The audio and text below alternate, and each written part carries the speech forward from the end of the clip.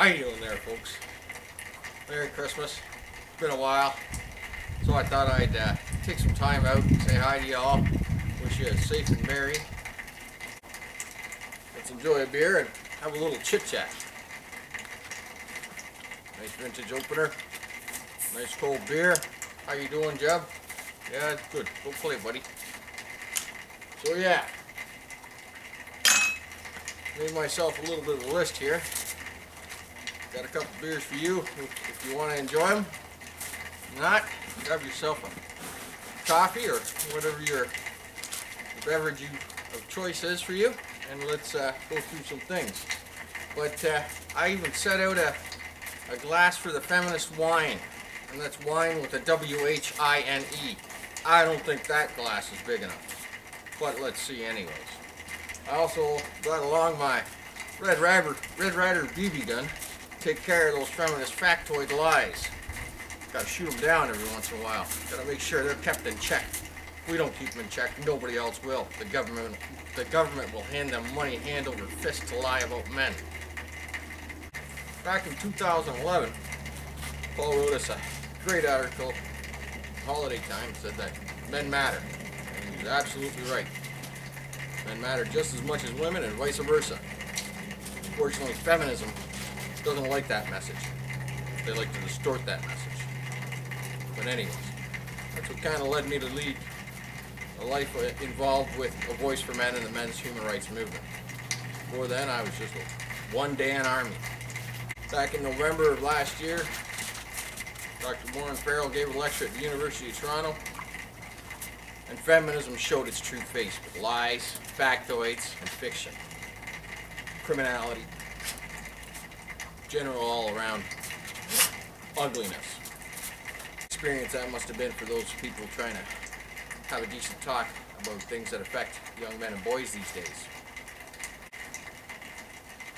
After that, Voice for Men took it upon themselves to expose those cretins for what they are, which is cretins. Immoral cretins who don't give a darn about anybody else other than themselves and their ideology. Really disgusting folk, really.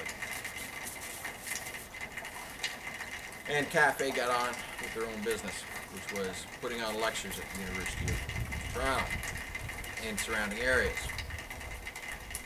Around about January, their second lecture came up, or another lecture came up, and this time it was Dr. Janice Fiamengo. And I was asked to take upon the role of Ontario News Director for Voice for Men. I really didn't expect it. I was humbled by the request. I try and do my best at that.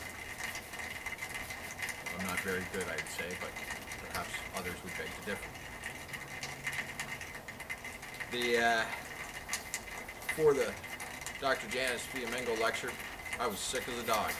Literally. I ate a handful of Advils and whatnot to get to that lecture because it was that important. That important that we drew a line in the sand and said enough is enough with these gender ideological feminists. No more of them being able to run around willy-nilly and interrupt serious lectures that deal with serious issues that face young men and boys these days. It was that important. More cafe lectures, and that produced Big Red. By the way, there, Chanty, Santa asked me to give you this, the old slag, piece of coal. Especially for you there, honey.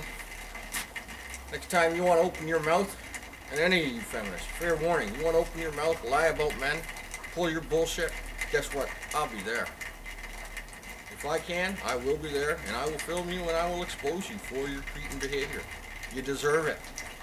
You're proud of it, it seems. So enjoy your limelight. Enjoy being known for what you are. By the way, you can shed tears in your wine cup here. Okay? Hey, Chanty? That's your wine cup. Cafe launched an initiative to open up a center for men and their families downtown Toronto. We all know how important that is. That is the cutting edge of the movement right there.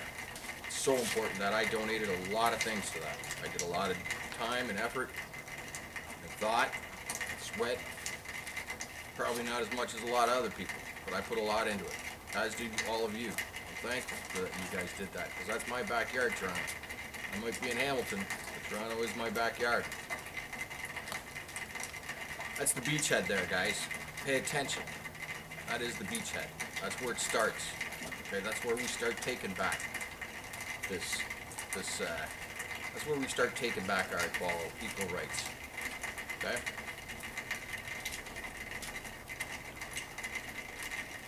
Now I'd like to talk about who needs a voice for men a little bit here.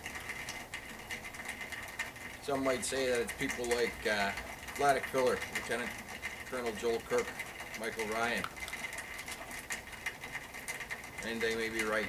They do need a voice for men to be strong and robust and be able to shine a sterilizing light on those feminist factoid lies and stuff. To a certain extent they need it. But there's more important people that need it. It's their children. It's our children. It's your children. It's your grandchildren that need a voice for men to be strong, robust, and being able to shine a strong light on feminist factoids, lies, and bullshit about men. That's who needs a voice for men the most. A voice for men exposes corruption and injustice in the court system, in society. That society is made up of your children, your grandchildren, your brothers, your sisters, everybody. See, it isn't Paul, me, or any of the staff that is a voice for men. Even you who needs a voice for men. It is your children, your grandchildren, your nieces, your nephews, aunts, uncles, brothers, and sisters alike. It's the next generation that needs a voice for men, and the generation after them. It is they who need the sterilizing light of voice for men to shine brightly in 2014 and beyond.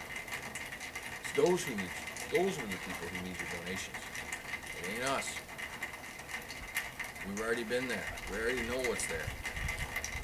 We're here because we want to stop it from happening to the next person. So, I'm asking you, out there, you good people, to make sure that we make that goal we've set, that high goal we've set, to ensure that a voice for men takes care of business, exposes feminist factoid lies and bullshit about men and society in general, and continues to do so in 2014 and beyond. Cheers, folks. Danny Boy out.